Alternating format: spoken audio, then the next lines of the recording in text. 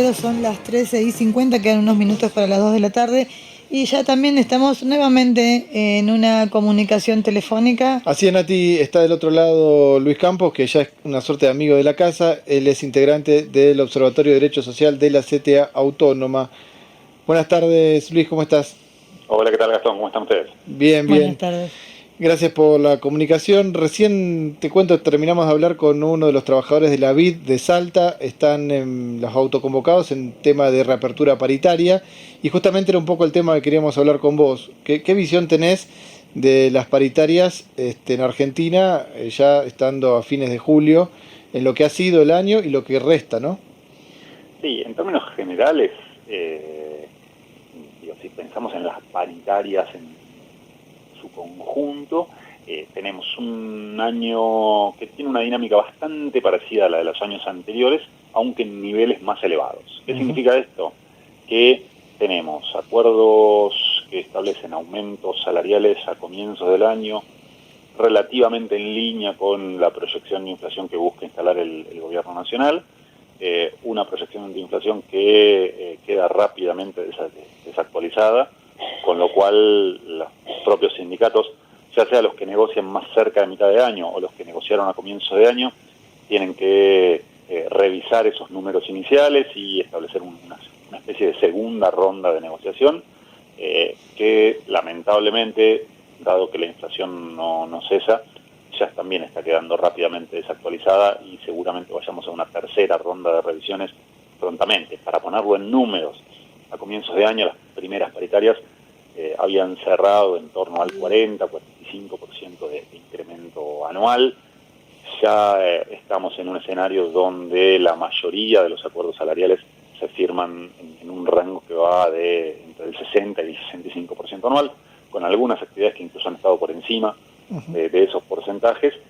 Y les decía, lamentablemente, porque esto obviamente nos afecta a todos y a todas, ese rango de 60-65% de incremento anual lamentablemente va a quedar desactualizado más temprano que tarde, y ya empiezan a haber algún tipo de reclamos por reabrir esos acuerdos salariales, que de vuelta ya tuvieron en algunos casos 2 negociaciones este año, posiblemente tengan una tercera prontamente, y que de vuelta están dando un poco la señal de un sistema de relaciones laborales y de determinación de los salarios nominales que opera con carácter defensivo, es decir, que trata de correr de atrás pero no perder por mucho la carrera contra la inflación, pero que en tanto y en cuanto la inflación no ceda, lamentablemente va a seguir siendo una carrera desde atrás para quedarse lo menos lejos posible, pero ya no, parece ilusorio hablar ya de una recuperación en términos reales, cuando lo que están haciendo la mayoría de las organizaciones es tratar de no perder. De vuelta, es algo relativamente similar a lo que se vivió en los últimos años, pero en niveles nominales cada vez más altos. Claro. Claro, uno viendo la inflación cada vez más intensa, le parece como que la pérdida va a ser mucho mayor.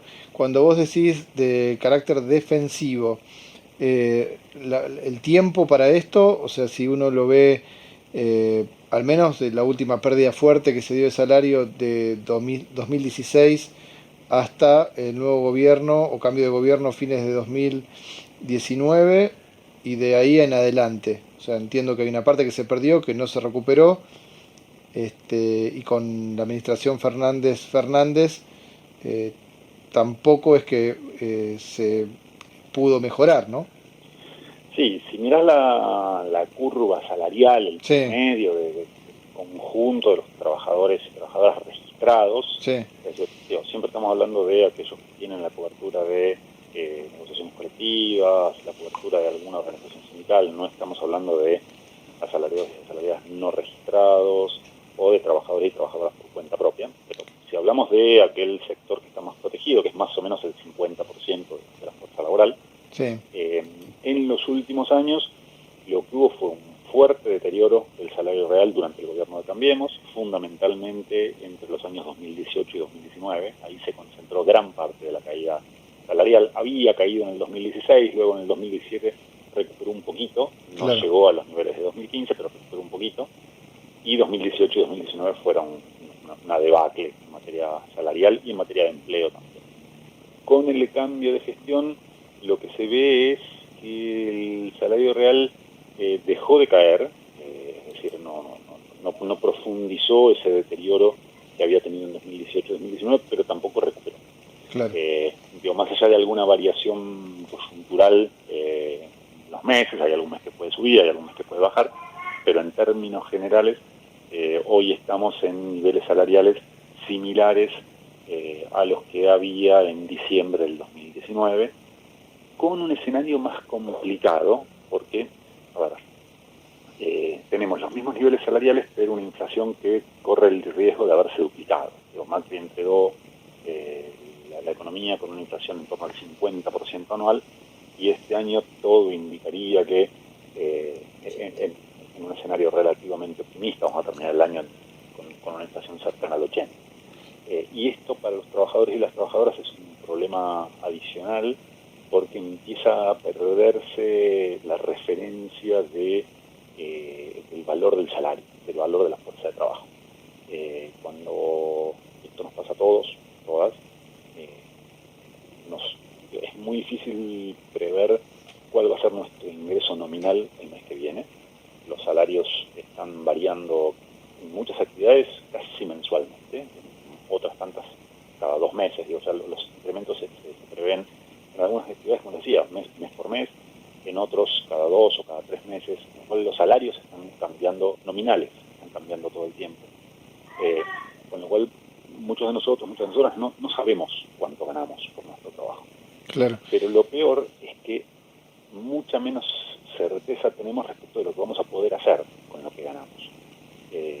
No sabemos qué vamos a poder comprar nuestro salario, y esto genera un nivel de incertidumbre, un nivel de desarticulación de muchos lazos que se generan a partir de esa relación salarial, que, de vuelta, si bien estamos en niveles de salario real relativamente similares a los de diciembre del 2019, esta desnaturalización, esta pérdida de referencia del valor del salario en términos reales es un problema muy serio, sobre todo pensando en los efectos disciplinadores que eso puede tener en caso de una aceleración de esta carrera precio-salarios. Claro. No, y en esto que vos decís me quedo pensando también en, mira, recién este trabajador de la vid de Cafayate, Salta, 45.000 pesos aproximadamente es el salario, cuando la canasta familiar ya está superando los 100.000. Tal vez podés llegar a recuperar algo o mantener cierto poder adquisitivo respecto a la evolución de la inflación, pero la brecha con la canasta se está haciendo cada vez más grande, me da la impresión, ¿no? Mira, a ver, te lo pongo con el ejemplo de otra actividad, Sí. la industria textil cerró este año una paritaria con incrementos superiores al 80% anual, con lo cual uno pensaría que es un gran aumento salarial. Ahora, es un sector que va a terminar con un salario inicial que apenas va a acercarse a los 100.000 pesos en marzo del año que viene. Claro. Entonces, de vuelta, un incremento del 80% que puede aparecer realmente como algo muy, muy significativo cuando vamos a los números absolutos. Estamos hablando de un trabajador que va a llegar al valor de la canasta actual recién en marzo del año que viene. Y volvemos al tema inicial. Va a ser hoy es muy difícil hacer ningún tipo de proyección respecto a cuánto puede ser el valor de esa canasta en marzo del año que viene, y tampoco podríamos asegurar que ese 80% va a ser suficiente para ganarle a la inflación este año. Claro. Posiblemente los propios textiles, aún a pesar de haber negociado el 80%, tengan que sentarse a discutir nuevamente salarios más temprano que tarde. La inflación no cede, algo que por lo menos por ahora no parece haber señal. No, y me parece que en ese marco estoy pensando en voz alta, pero también el problema de un aumento de emergencia para equiparar el mínimo a estos 100.000 y monedas, que es la canasta familiar. Una cosa es la inflación, pero el problema es que se está quedando muy bajo el promedio salarial respecto a la línea de la pobreza, ¿no? Los aumentos de suma fija, que en todo caso después podría discutirse la magnitud, Sí. una ventaja, que es que impactan proporcionalmente en mayor medida sobre los sectores de menores ingresos. Con lo cual, aquellos que están atravesando una situación objetiva más compleja, Sí. se beneficiarían por ese tipo de aumentos, algo similar a lo que por ahí se implementó en el gobierno de Dualde después de la salida de la convertibilidad o en los primeros años de Kirchner.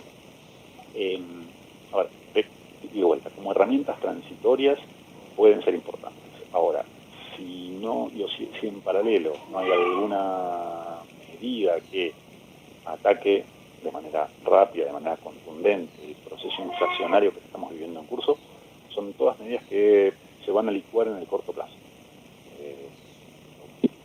Podría aparecer, ya sea a través de una medida del gobierno nacional o de algunas negociaciones paritarias salariales que han tenido este tipo de incrementos de suma fija o de sumas proporcionalmente más importantes para los básicos inferiores de la escala de convenio, pero de vuelta, eso se diluye rápidamente si seguimos teniendo niveles inflacionarios, ya no en torno al 5 o 6% mensual, como vino sucediendo en los últimos meses, sino más, como seguramente va a ser el índice inflacionario del mes de julio. Entonces, en ese escenario, de vuelta, cualquier medida que vaya solo sobre el salario nominal, es decir, la cantidad de pesos que cada trabajador y cada trabajadora tiene en su bolsillo a fin de mes, si al mismo tiempo no se afecta, no se ataca la otra ecuación, el otro rubro de la ecuación, lo que se puede hacer con esos pesos, lamentablemente van a ser medidas que se van a licuar rápidamente. Y eso para las organizaciones sindicales es un problema muy serio, porque todos estamos acostumbrados a discutir salarios con los empleadores, pero no estamos acostumbrados a discutir inflación. No sabemos cómo discutir precios. Y eso tampoco se puede hacer solo actividad por actividad, que es como se discuten los salarios. Así que me parece que hay un desafío que es bien complejo y bien distinto del que venían teniendo trabajadores y trabajadoras y organizaciones sindicales en los últimos años. Claro. No, tal vez la combinación de subir los mínimos a la línea de canasta familiar e implementar, perdón, una cláusula de ajuste mensual de estos ingresos salariales según inflación, para tener ese reaseguro, ¿no? Para que no quede desfasado. No hay otra, me parece, forma del lado del trabajador, ¿no? Podría funcionar, pero siempre tenés el riesgo de que esos mecanismos de actualización mensual no terminen alimentando una espiralización precios-salarios. Claro. Porque, de vuelta, yo acuerdo con que tendría que haber mecanismos de cláusula gatillo donde no dependa de una nueva renegociación, una nueva revisión entre el sindicato. Yo acuerdo con eso. Esas cláusulas gatillo tendrían que ser automáticas. Funcionaron en el 2017 y funcionaron relativamente bien. Pero de vuelta, en escenarios donde vamos a una inflación que va a estar por lo menos rondando el 80% anual, incluso más, estos mecanismos de actualización mensuales de variables nominales tampoco nos garantizan que los precios no se van a actualizar mensualmente a una magnitud incluso superior. Claro. Y ahí es donde, de vuelta, me parece que el desafío es mayor, no pasa solo por lo que se pueda lograr en cada paritaria, sino que ahora sí se ve bastante más claro que la pelea de los trabajadores y trabajadoras necesita ser una pelea conjunta que supere los límites de las discusiones sectoriales. Las discusiones sectoriales son importantes, permiten discutir el salario de cada actividad, la rentabilidad de las empresas en esta actividad, es algo fundamental para hacer, pero hoy se está viendo bien claro que eso no alcanza, que eso tiene límites, y el límite viene dado porque cualquier conquista que se logre en esas paritarias sectoriales, incluso con estas cláusulas que vos señalabas, aumentos en mínimo, cláusulas gatillo, si al mismo tiempo no se resuelve la cuestión general, que hoy está dada fundamentalmente por el impacto de la inflación sobre el salario de los trabajadores, corremos el riesgo de seguir siendo ese perro que se muerde la cola, corriendo cada vez más rápido. Claro. Y ese corriendo cada vez más rápido es con una inflación cada vez más elevada, con aumentos salariales cada vez más elevados, ese escenario, si no se lo detiene a tiempo, puede culminar en un escenario hiperinflacionario, donde ahí sí los efectos disciplinadores que tiene eso sobre el conjunto de la clase trabajadora podrían ser muy duros. De hecho, la experiencia que tenemos de las inflaciones de 1989, 1990, como condición de posibilidad para todas las reformas estructurales que se implementaron en los años 90, me parece que es un escenario que deberíamos mirar con mucho cuidado. Sí, coincido en eso y te agrego, me parece sobre todo que esos efectos disciplinadores más bien vienen justamente de estas coyunturas, de fuertes presiones para la devaluación de la moneda, una remarcación de precaución que le dicen los grandes formadores de precios, y donde ahí si no hay mecanismos ad hoc, que no alcanza solo con actualización de salarios, sino de control de precios, bueno, mecanismos que hacen a realmente afectar ese negocio de los agroexportadores, el control de las exportaciones, el problema bueno, de poder tener efectivamente la liquidación de divisas de ese sector que hoy se está necesitando para evitar devaluación. O sea, si no se toman medidas que vayan en ese sentido, te quedas corto, ¿no? Si solo te limitas a la cuestión del salario cuando ellos están, por otro lado, metiendo una devaluación por la ventana, ¿no? Sí, absolutamente. A ver, me parece que si hay algo, es algo que podríamos sacar en limpio y una oportunidad para el conjunto, para los trabajadores y las trabajadoras y para el movimiento sindical en su conjunto, es que este tipo de momentos nos muestran que las discusiones sectoriales, que pueden ser muy útiles y muy importantes en algunos contextos, no son suficientes, no alcanzan. Claro. Es necesario tener una mirada más comprensiva de cómo funciona el sistema general, cuáles son los actores, las fuerzas que operan en el sistema general. Vos hablabas de las presiones devaluatorias. Las presiones devaluatorias no son algo que se da en abstracto, tienen sectores. Claro, actores. Promueven fundamentalmente aquellos que tienen ingresos dolarizados. Claro. Aquellos sectores que producen bienes cuyo valor cotiza en divisa, es decir, básicamente productos exportables. Una devaluación implica una apropiación de riqueza de manera inmediata y es lógico es importante que lo veamos eso, porque también ahí se está jugando, por ejemplo, el destino de la evolución de los precios. Claro. Una devaluación impacta de manera inmediata en los precios y esto obviamente afecta los ingresos de aquellas personas que vivimos de la venta de nuestra fuerza de trabajo, de nuestro salario. Entonces, de vuelta, si hay algo bueno que podríamos sacar de este escenario, los trabajadores y las trabajadoras, me parece que pasa por el lado de que nos está mostrando que necesitamos ver el funcionamiento del sistema en su conjunto, seguir defendiendo el salario en esas paritarias salariales, sectoriales, que son importantes, pero al mismo tiempo dar una disputa más general por un funcionamiento de la economía, del mercado de fuerza de trabajo, que complemente esas discusiones sectoriales. Si nos quedamos solo con lo sectorial, claramente no alcanza. Totalmente. Bueno, y ahí entran otros actores, ¿no? De responsabilidad sindical dentro de los que son las dos grandes centrales que hoy por hoy están en el país. Luis, nada, te agradecemos la comunicación como siempre. No sé si querés agregar algo más. No, como siempre, es un placer estar con los compañeros del norte acá desde Buenos Aires. El intercambio siempre es muy enriquecedor. Bueno, muchas gracias a vos. Dale, saludos por ustedes. Dale, Muchas un gracias. abrazo. Pasó aquí Luis Campos, él es integrante del Observatorio de Derecho Social de la CTA Autónoma. Hablamos sobre la situación del salario y las paritarias hoy en el país.